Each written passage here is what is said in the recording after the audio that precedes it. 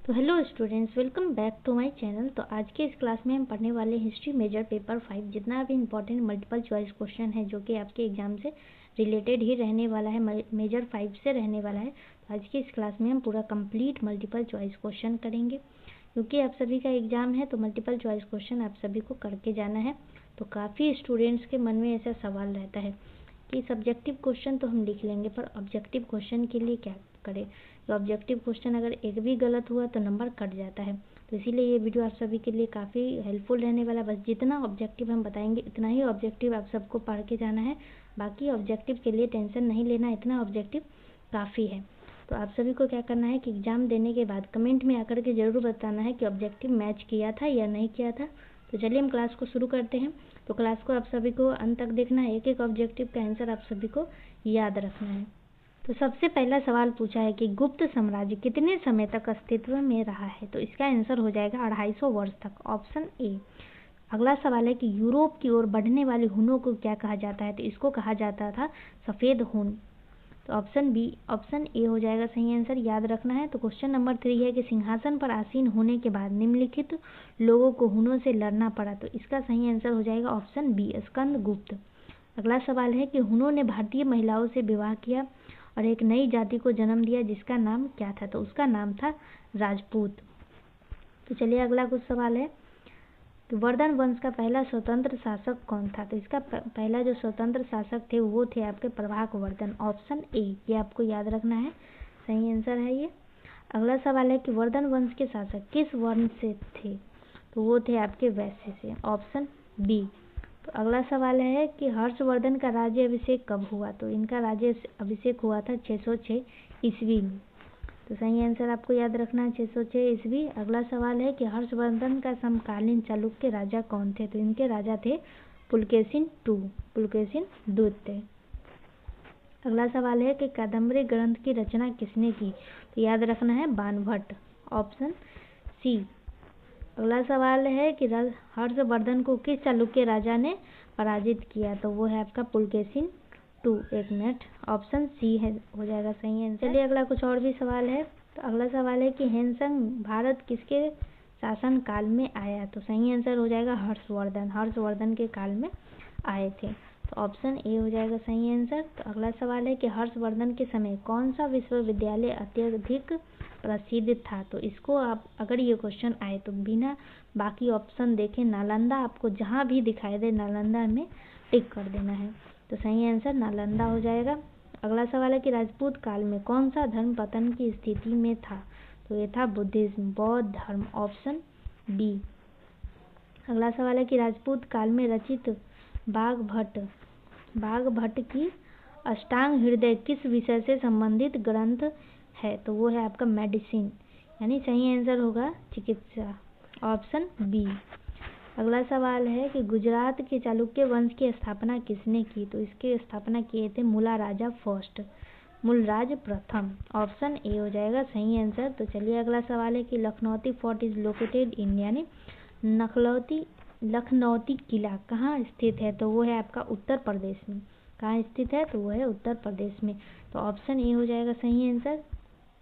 आप सभी को याद भी रखना है उस क्वेश्चन को, क्वेश्चन प्लस में आंसर को याद भी रखना है। तो चलिए अगला सवाल है कि 1945 ईस्वी के समगढ़ अभिलेख में महाराजा धीराज किसके लिए प्रयुक्त हुआ है। तो वो हुआ है दंती दुर्गा के लिए, ऑप्शन ए हो जाएगा सही आंसर। तो ऑप्शन ए आप सभी को याद रखना है। तो चलिए अगला सवाल है कि प्रभुत्व वर्ष विक्रमालोक की उपाधि किस शासक ने धारण की थी। तो इसका सही आंसर हो जाएगा ऑप्शन डी। तो चलिए अगला सवाल है कि मोहम्मद बिन कासिम ने ब्राह्मणवाद पर कब विजय प्राप्त की। तो वो किए थे 1712 ईस्वी में, यानी सही आंसर हो जाएगा ऑप्शन बी। चलिए अगला सवाल है कि मोहम्मद बिन कासिम ने मुल्तान पर कब आक्रमण किए। तो वो किए थे 1713 ईस्वी में, ऑप्शन ए।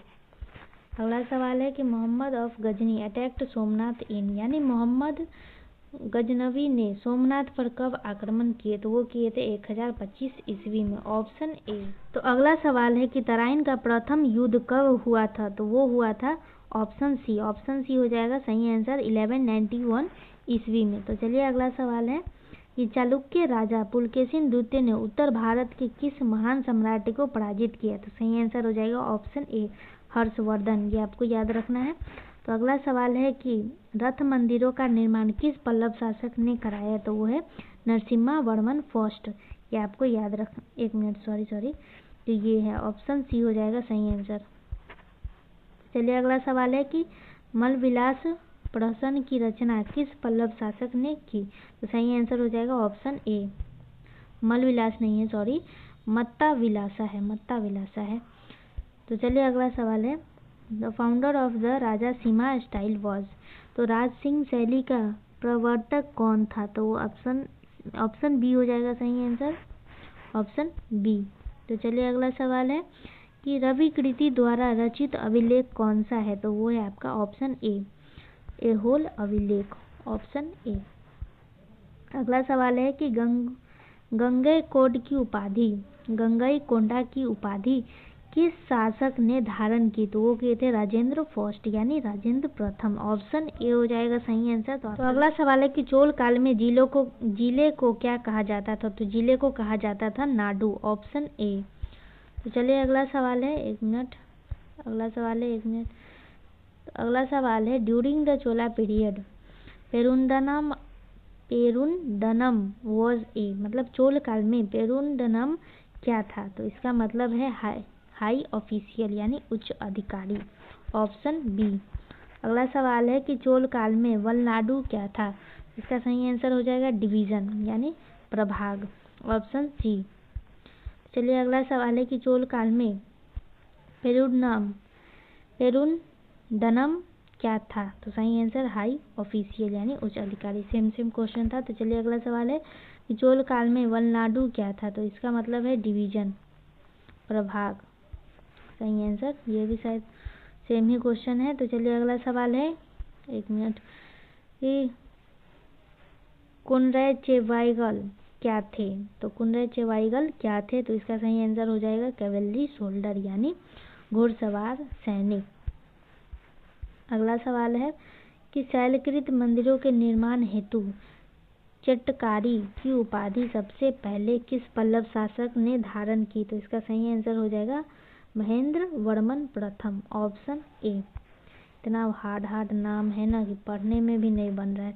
तो चलिए अगला सवाल है कि what was the correct descending order of the geographical administrative unit in the Chola administration. तो इसका सही आंसर हो जाएगा ऑप्शन ए।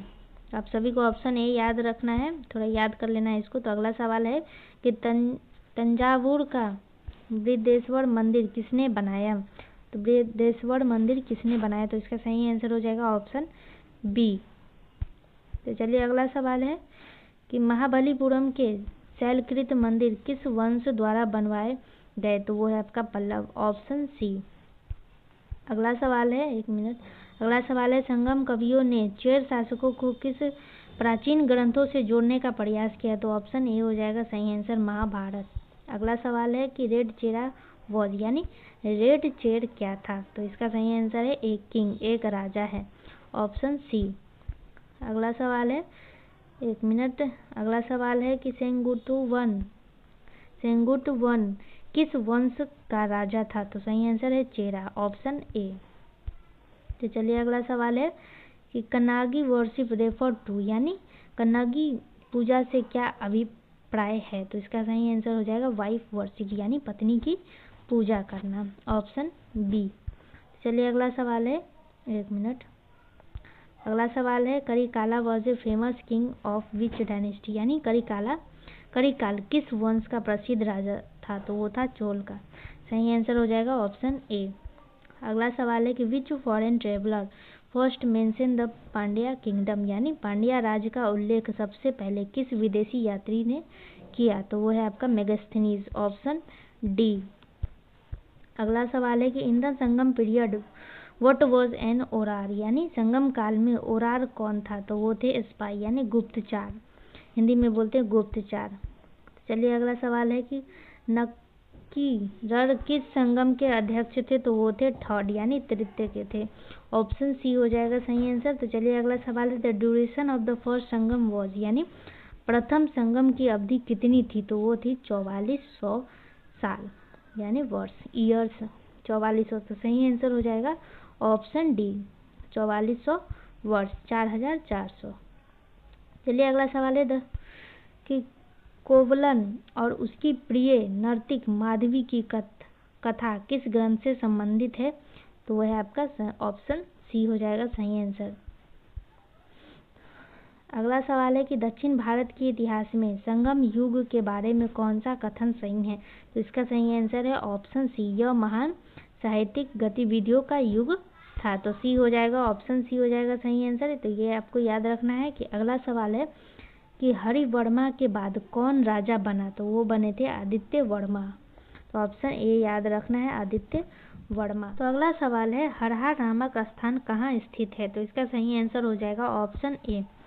तो चलिए अगला सवाल है कि जौनपुर अभिलेख किस पर अंकित है? तो सही आंसर हो जाएगा ऑप्शन बी।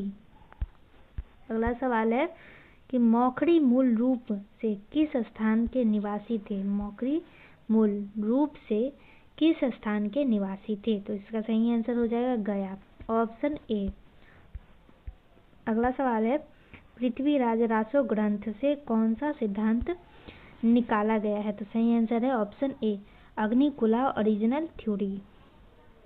ऑप्शन ए हो जाएगा सही आंसर।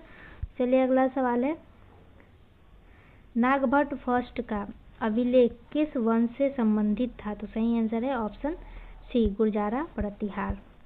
अगला सवाल है, एक मिनट, अगला सवाल है मिहिर भोज वॉज द सन ऑफ, यानी मिहिर भोज किसका पुत्र था? तो सही आंसर है ऑप्शन बी, नागभट्टा 2 का, नागभट्ट 2। अगला सवाल है कि अरबी यात्री अल मसूदी भारत किसके शासन काल में आया? तो सही आंसर है महिपाला, ऑप्शन ए, महिपाल। अगला सवाल है नारद स्मृति के अनुसार किस वर्ण द्वारा की गई चोरी महापाप मानी जाती थी? तो सही आंसर है ब्राह्मण, ऑप्शन ए। अगला सवाल है किसका मत था कि भारत में दास प्रथा नहीं थी? तो सही आंसर है मेगास्थनीज, ऑप्शन बी।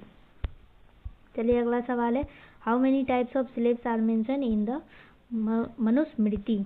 सही आंसर, तो क्वेश्चन है कि मनुस्मृति में कितने प्रकार के दासों का उल्लेख है? तो वो है 7। याद रखना है आपको, 7 सही आंसर लगाना है। आपका कोई भी दोस्त आपसे बोले, कुछ भी ऑप्शन बोले, उस पर ध्यान नहीं देना है। आपको यहाँ पर जो बताया जा रहा है बस उसी को मार करके आना है, आंसर टिक लगा करके आना है। तो अगला सवाल है विज्ञानेश्वर की मिताक्षरा में कितने प्रकार के दास बताए गए हैं? तो सही आंसर हो जाएगा ऑप्शन डी, 15। तो चलिए अगला सवाल है कि वृष्टि क्या थी? तो सही आंसर हो जाएगा ऑप्शन डी। तो अगला सवाल है कि कायस्था जाति का प्रथम उल्लेख किस ग्रंथ में मिलता है? तो सही आंसर हो जाएगा ऑप्शन बी, कायस्थ जाति है, सॉरी। तो चलिए अगला सवाल है कि बौद्ध ग्रंथ दिग्ग निकाय के अनुसार दासता के मुक्त कैसे संभव है, मुक्ति कैसे संभव थी? तो ऑप्शन डी हो जाएगा सही आंसर। अगला सवाल है कि जैन ग्रंथ, एक मिनट, जैन ग्रंथ कुवलयमाला में लोगों की सांस्कृतिक विशेषताओं के कितने प्रकारों का वर्णन है? कुवलयमाला में लोगों की सांस्कृतिक विशेषताओं के कितने प्रकारों का वर्णन है? तो वो है आपका 16। अगला सवाल है जैन दर्शन और बौद्ध दर्शन किस प्रकार के दर्शन है? तो सही आंसर हो जाएगा ऑप्शन ए। अगला सवाल है कि अद्वैत दर्शन किस संप्रदाय से संबंधित है? तो वो है आपका option A, option C, sorry, एक मिनट, ऑप्शन सी हो जाएगा सही answer, Smriti sect, Shri sect नहीं और स्मृति सेक्ट होगा।